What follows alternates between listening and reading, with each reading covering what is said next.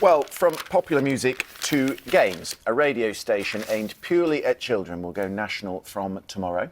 Fun Kids says it's the only station broadcasting 24-hour content for youngsters on the radio. But with so many entertainment options available, is there an appetite for it? Gita Pensay has been finding out. Are you sitting comfortably?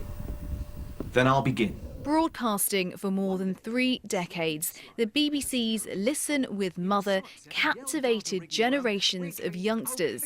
It went off air in 1982, and in the years since, bespoke radio shows for kids have become less common on the airwaves, with many moving online.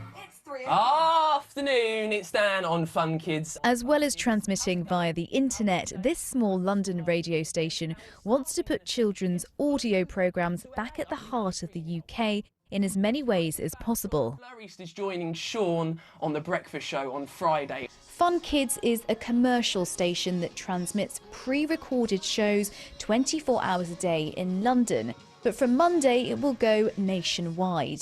Children are the most underserved audience for radio stations. We know that there's a huge amount of listening for kids, but they're to grown-up stations, be it Radio 4 or Capital, and kids are in the back of the car whilst mum and dad are in the front of the car choosing the station. So I think it's only right that they get their own radio station.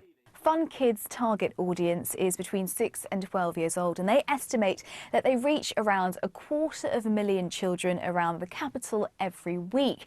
Now, of course, there are plenty of other online platforms where kids can access audio content, but Fun Kids say they're the only ones that you can listen to on a radio.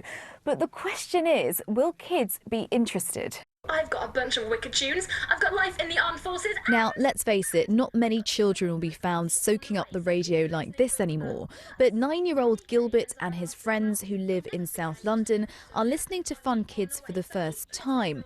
But with no DAB radio set at home, they're listening on a tablet. I think the idea is quite good because sometimes adults' radio is really boring. It's got more better music and kids can understand it. It's a good idea, but I feel like on other stations I can listen to the music I'd like to anyway.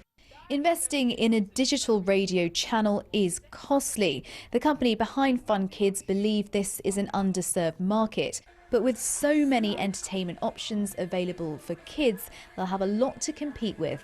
Gita Pensay, BBC News. Interesting.